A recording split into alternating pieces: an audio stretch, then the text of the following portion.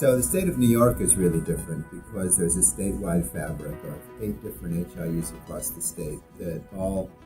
follow the same policies, provide the same base level of services in their different markets. And very importantly, are able to exchange data with each other on common standards. Healthix is a repository model HIE, so we're collecting information all the time, real time, from over 520 different provider and health plan organizations that participate in Healthix. We reconcile the patient identities, aggregate that data, get a composite picture of that patient across all of those episodes, and then the patient can authorize their provider or their health plan to see the data for treatment and care management. Because we're a repository model that brings that all together, we can also be on the lookout for things that a provider or a care manager wants to know, give them alerts if conditions happen to the patient that they want to become aware of, and we can perform some analytics against that database as well. And because we're part of the statewide structure, we're able to bring in data from across the state whenever someone whom the patient is authorized to see their data asks to see information about the patient.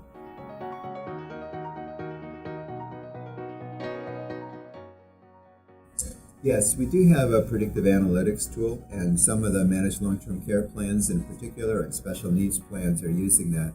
What it does is it takes in patient information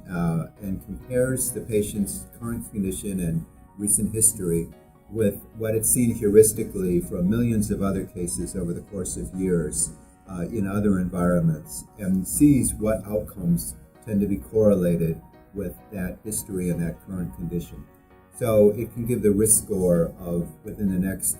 60 days, 90 days, 120 days that the patient may have an ED visit or may have a hospitalization, or the patient may be initially diagnosed with a chronic condition that's emerging but not yet at a level that it would be diagnosed, or mortality, or other conditions, AMI, stroke. And basically it allows the care manager then to see, okay, this is a person now with a growing risk. Maybe this is someone that I need to get into a care management program. So the purpose of it is to alert the care manager of a growing risk before it's reached the point that it's an obvious problem, and try to head it off, provide the preventive services to keep the patient healthier longer.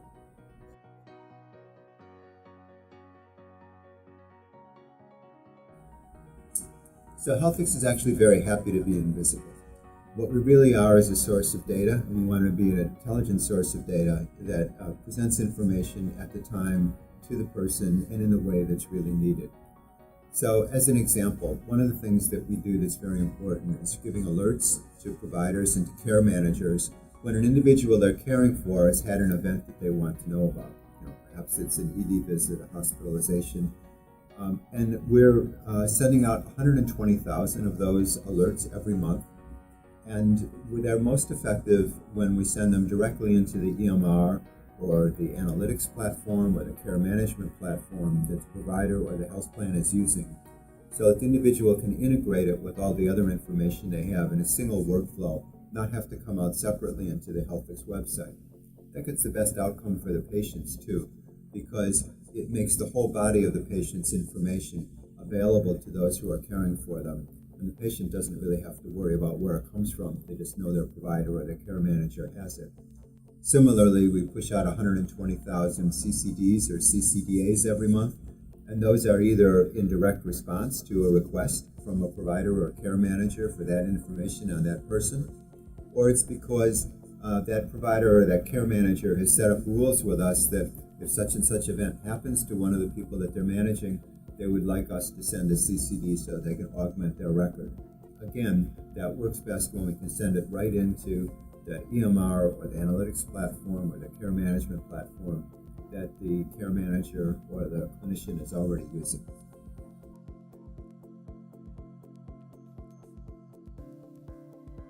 So we do quite a bit for public health. One of the things we do is in the state of New York,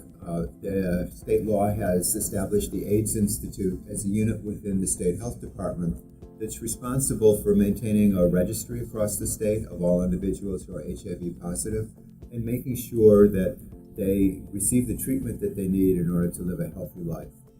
And one of the things that Healthix does with the AIDS Institute is we provide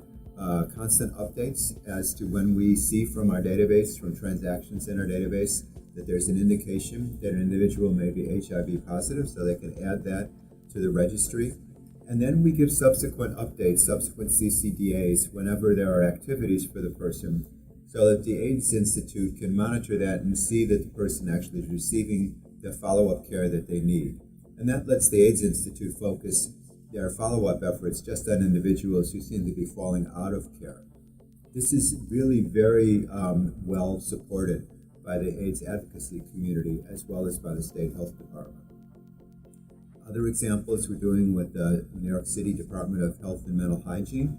are allowing access to the Healthix database for case surveillance, so that if there's an individual that for public health purposes they need to understand more about their current health condition or things like that, they can query against our portal to find that information. And we're working with the New York City Department of Health and Mental Hygiene to build a de-identified database that will allow them to do overall population health and surveillance, if you will, of the whole population, to understand what things are trending, if there are diseases that are growing, also to understand if there are health disparities, if people in different sectors or different regions are getting different levels of care for the same underlying conditions, so that they can make sure that all individuals in the city are getting the level of care that they need.